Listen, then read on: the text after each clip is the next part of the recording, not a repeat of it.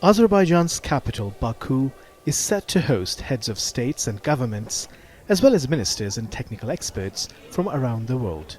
The conference of the parties to the United Nations Framework Convention on Climate Change, or COP29, first formed nearly 3 decades ago.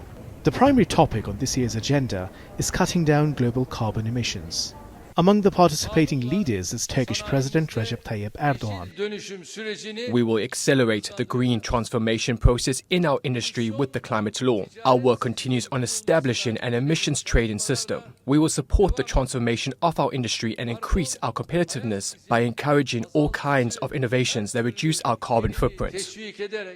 Turkey has set a net zero carbon emissions target for 2053. But for some countries, embarking on a greener path is more challenging.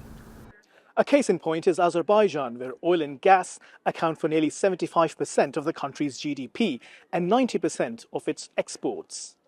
The government here says it's working to reduce the carbon footprint. But with such heavy reliance on fossil fuels, it's easier said than done. Azerbaijan seeks to reduce greenhouse gas emissions by 40% by 2050.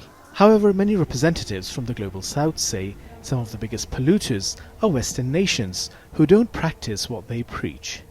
US President-elect Donald Trump has earlier promised to take his country out of the Paris Climate Agreement again. He had done so after his first election as well. Donald Trump has a specific strategy for the United States. He thinks that United States shouldn't be committed itself to the restrictions of this regime, but it has been supportive of other countries, developed and developing countries, to contribute to this process.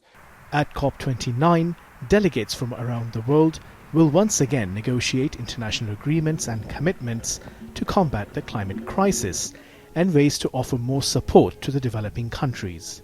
Many here are wondering if the process will suffer in the coming years with the rise of right-wing populism and climate crisis deniers, especially with US President-elect Donald Trump repeatedly calling climate change a hoax.